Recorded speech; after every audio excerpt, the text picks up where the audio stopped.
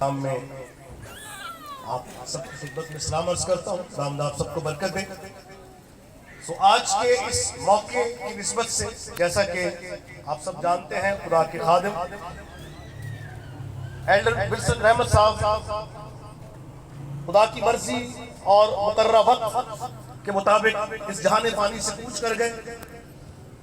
मेरे अजीजों, उनकी खिदमत और वो सारा वक्त जो उनका हमारे साथ गुजरा, फैमिली के एतबार से, चर्च के एतबार से, वो इंतहाई खूबसूरत है।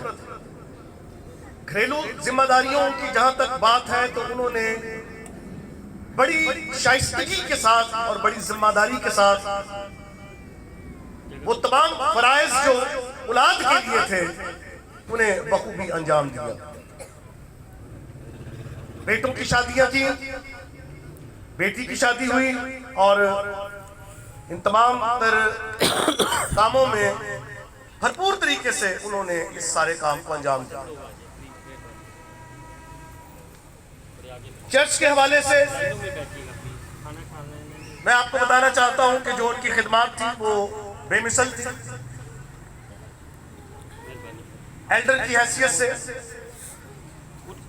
उन्होंने 20 साल से भी ज़ायद तकरीबन खिदमत की और चर्च की खिदमत,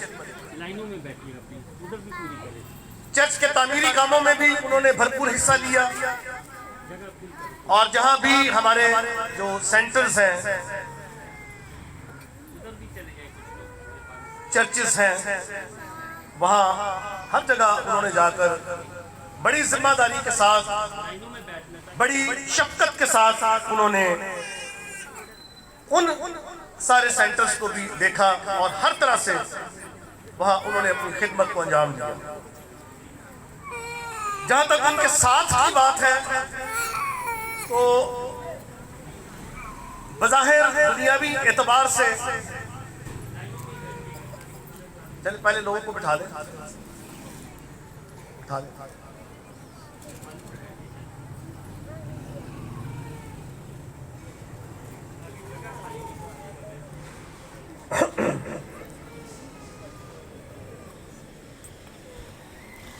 और इसी तरह वो खिदमत करते हुए मेरे अजीजों, खुदा की मर्जी और उस बुलावे के मुताबिक जो आसमानी बुलावा है, जिस तरह हमारे बुजुर्ग उस बुलावे के मुताबिक इस जहान से रहनत कर गए, उसी तरह एक दिन हमने भी इस जहान को छोड़ना है।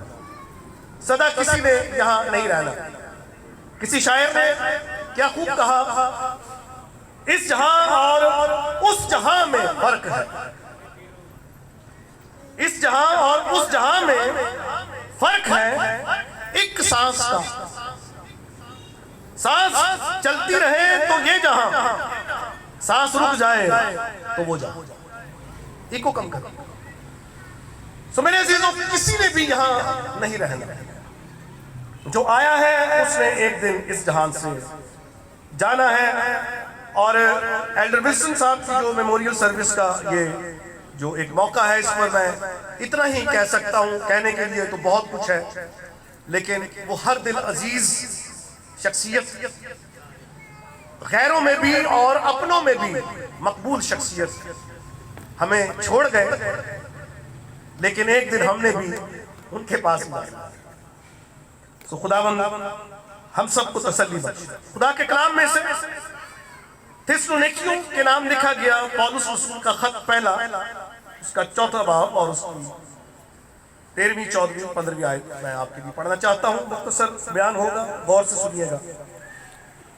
ऐ भाइयों, हम नहीं चाहते कि जो सोते हैं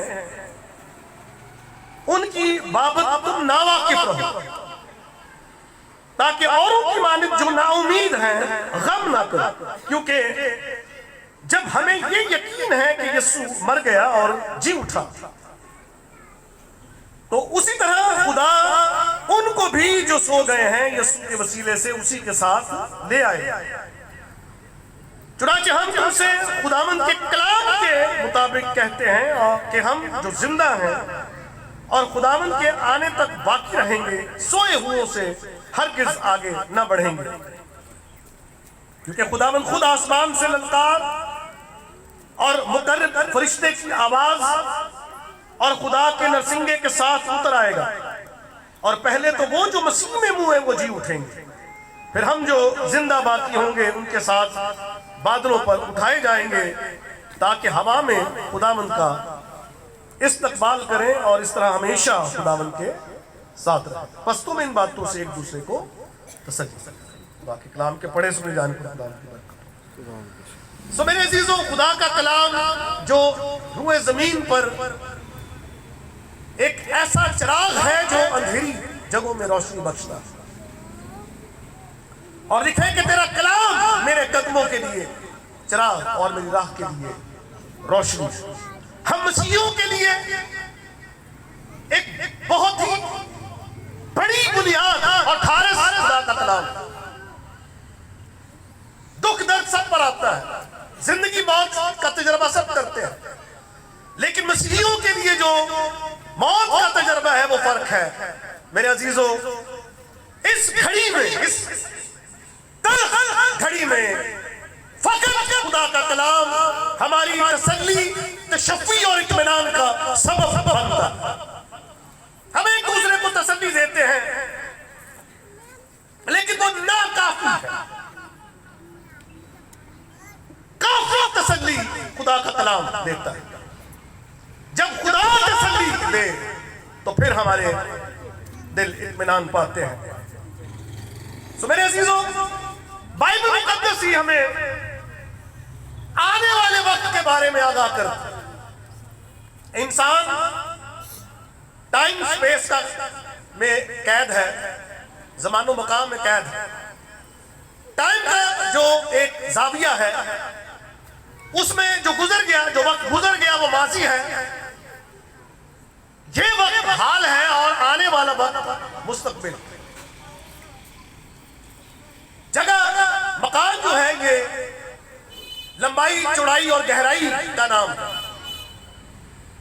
जिसमें आप आगे भी जा सकते हैं, पीछे भी आ सकते हैं, दोनों तरफ आप रुख कर सकते हैं, चल सकते हैं, आगे भी जा सकते हैं, आगे चले जाएं तो पीछे भी आ सकते हैं, फॉरवर्ड भी हो सकते हैं, रिवर्स भी हो सकते हैं, लेकिन टाइम ऐसा नहीं है। वक्त जो गुजर गया वो दोबारा वापस नहीं आता। मेरे अजीजों, दुनिया में जिन चीजों से हम इल्म हासिल करते हैं उसमें बहुत सी चीजें शामिल हैं, किताबें हैं, मीडिया है, तारीख हमें बहुत कुछ बताती है, और तारीख का जो खास जो एक जो मकसद है वो गुजरे हुए माजी के वाकयात को बयान करती है। आप जब मर्जी उसे पढ़ लें। पुरानी दुनिया तक किताबों में दर्ज है, कोई भी शख्स माजी को पढ़ना चाहता है तो वो पढ़ सकता है, लेकिन माजी में जा नहीं सकता।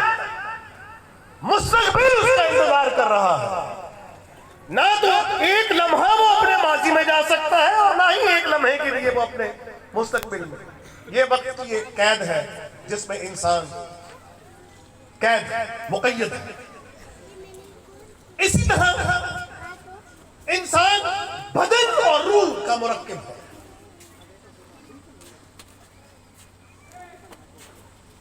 बदन में रहते हुए हम आसमान पर नहीं जा सकते, और अगर किसी आसमानी को जमीन पर रहना मकसूद हो तो उसे बदल लेना पड़ेगा, क्योंकि आसमान आसमानियों के रहने की जगह है और जमीन इंसानों के रहने की जगह है। अगर खुदावंद यीशु मसीह को भी रहने के लिए जमीन पर आना पड़ा तो उसने इंसानी जात को इख्तियार किया, इंसानियत को इख्तियार करके इंसानी ज़र्फ में वो इस दुनिया में रहा। देखिए, वो हमारे दरमियान में रहा और हमने उसका ऐसा जलाल देखा जैसा बाप के इकलौते। बाइबल मुकद्दस ये बताती है कि माजी में क्या हुआ, और साथ ही ये बताती है कि मुस्तकबिल में क्या होगा। आप मुस्तकबिल को भी पढ़ सकते हैं, आप माजी को भी पढ़ सकते हैं, और ये खासियत किसी और किताब में नहीं है सिवाय बाइबल। बाइबल में खास तौर पर मुकाशिफा की किताब इसी मकसद को पूरा करती है कि वो आने वाले तमाम औकात को, वाकयात को पहले होने से पहले ही बयान कर दे। और फिर किताब मुकद्दस का जो एक अंग है, एक पहलू है पेशन गोई का, पेशीन गोई कह लीजिए, पेश गोई कह लीजिए, यानी वो वाकयात जो होने वाले हैं उनको पहले से बयान कर दिया गया। यानी मिसाल के तौर पर मसीह कहां पैदा होंगे, कैसे पैदा होंगे और कब पैदा होंगे, अभी कुछ नहीं हुआ लेकिन पहले ही बता दिया गया। तो ये किताब मुकद्दस की ये खुसूसियत और खूबी है। फिर हम आसमान पर नहीं जा सकते। बाइबल मुकद्दस एक ऐसा तरफ है कि हम तो आसमान पर नहीं जा सकते, लेकिन आसमान को इस किताब की सूरत में जमीन पर रख दिया गया है। हम कहते हैं ना आसमान में हम जाएंगे नहीं, आसमान पर आप जा सकते हैं। जैसे ही आप इस किताब को खोलते हैं गोया आसमान का दरवाजा आपके लिए खुलता है। आप आसमान में जा सकते हैं, आप मुस्तकबिल में जा सकते हैं, लेकिन इस किताब की रोशनी, इस किताब के थ्रू, इस किताब के वसीले से। और ये जो बात है पौलुस जो कह रहा है कि हम नहीं चाहते कि जो सोते हैं तुम उनकी बाबत ना वाकिफ रहो। यह है खूबसूरती इस किताब की कि अभी जो कुछ नहीं हुआ उसे पहले से ही बयान कर। और यही हमारी तसल्ली है। आमीन। यही हमारी, अगर कल का पता ना हो तो इंसान खौफजदा ही रहता, खौफ में मुब्तला रहता, लेकिन कल का अगर पता लग जाए, एग्जैक्ट मालूम हो जाए कल क्या होगा, तो फिर तसल्ली में रहता। कल की बाबत मुस्तकबिल के हवाले से पहले से आगाह किया गया है कि इस बात से तुम ना वाकिफ न रहो ताकि औरों की मानित जो ना उम्मीद है गम न करो। और यहां पर आप एक लफ्ज पढ़ रहे हैं, जो सोते हैं, जो सोते हैं। दुनिया की बोली जो है, दुनिया की वोकैबुलरी, उसमें इस दुनिया को छोड़ने वाले को क्या कहा जाता है? दिल मर गया। लेकिन बाइबल मुकद्दस ने वोकैबुलरी चेंज कर दिया, इस ज़मन में वोकैबुलरी को चेंज कर दिया। और बड़े खूबसूरत जुमला है, जीना मेरे लिए मसीह है और मरना मेरे लिए, मरना मेरे लिए नफा और जीना मेरे लिए। कौन कहता है कि मरना नफा है? दुनिया का ये कायदा नहीं है, ये बाइबल की बोली है, लेकिन किसी तजर्बे और ईमान की बुनियाद पर है। किसी एक ऐसे शख्स का ये ईमान है जो ये कह सकता है दिलेरी से कि मरना मेरे लिए नफा, हालांकि ये नुकसान,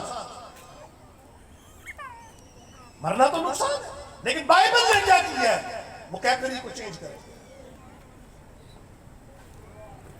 मौत को नींद कहकर इसे आसान कर दिया।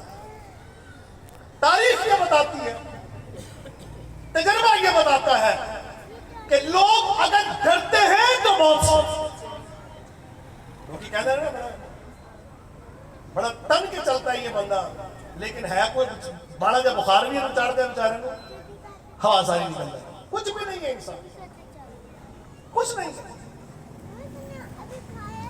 कमजोर है, लेकिन हमारा खुदा जोरावर है। जीना मेरे लिए मसीह और मरना मेरे लिए।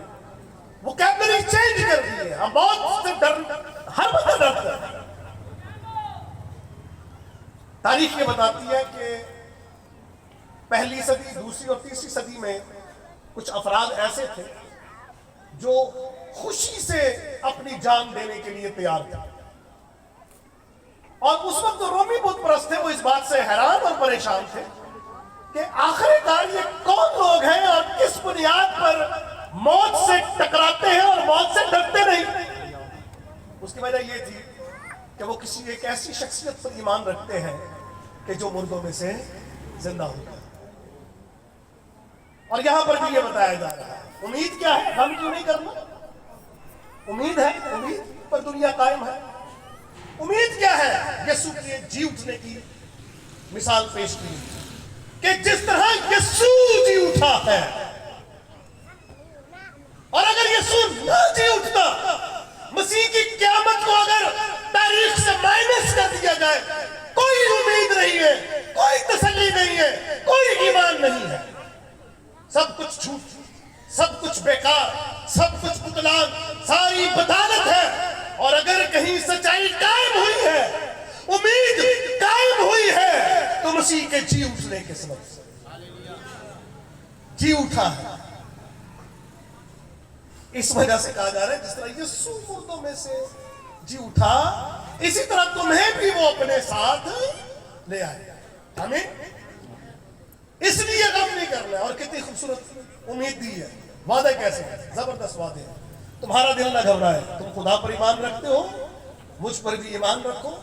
मेरे बाप के घर में बहुत से मकान हैं, अगर ना होते तो मैं तुमसे कह देता, लेकिन मैं जाता हूं ताकि तुम्हारे लिए जगह तैयार करूं, ताकि फिर आकर तुम्हें अपने साथ ले जाऊंगा। और यहां लिखा है पिछला नरसिंगा फूंकते ही हम सब बदल जाएंगे।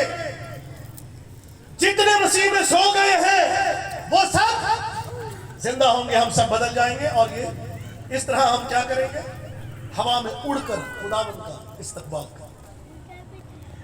ये उम्मीद है जिस पर कलीसिया दिन रात गीत, मज़ामीर, रिफाकत, शराकत, मुनादी, तबलीग, इन तमाम बातों को जारी रखते हुए एक इंतजार कर रही है, जिसके तहत पौलुस रसूल का ईमान बहुत इकरार बहुत जबरदस्त है।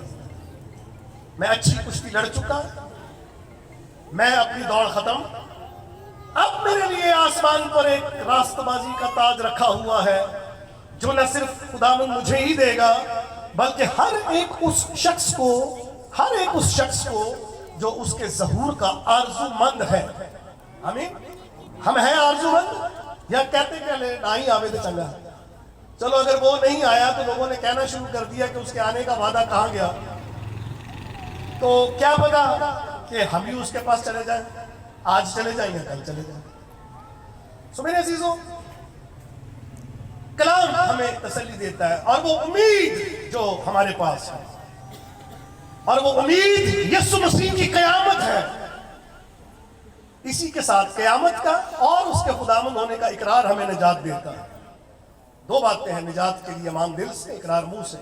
ईमान क्या है, वो मुर्दों में से जिंदा हुआ और हमारा खुदावंद है। हमें ये दो नुक्ते हैं खास, कि वो जी उठा है, वो आसमान पर चढ़ गया है, बाप की दाहिनी तरफ बैठ गया है। क्या करता है, हमारी शिफायत, फिर हमें लेने के लिए वो आ रहा है। क्या कर रहा है, हमारे लिए जगह तैयार कर रहा है। आमीन। और हमने क्या करना है, हम उससे मुलाकात की तैयारी कर रहे हैं। हमने उससे मुलाकात की तैयारी करनी है, जो रोजे से, दुआ से, कलाम के मुताले से, रिफाकत से, इन तमाम अनासिर से ये तैयारी हम मुकम्मल करते हैं। बाकी बनाई गई दुनिया तो दुनिया मिट जाएगी, लेकिन नया आसमान और नई जमीन हमेशा कायम रहेगी, उसमें रास्तेबाजी बसी रहेगी। सो खुदावंद आप सबको बरकत दे। आए सब दुआ करें, सर को झुकाएं। चंद लम्हा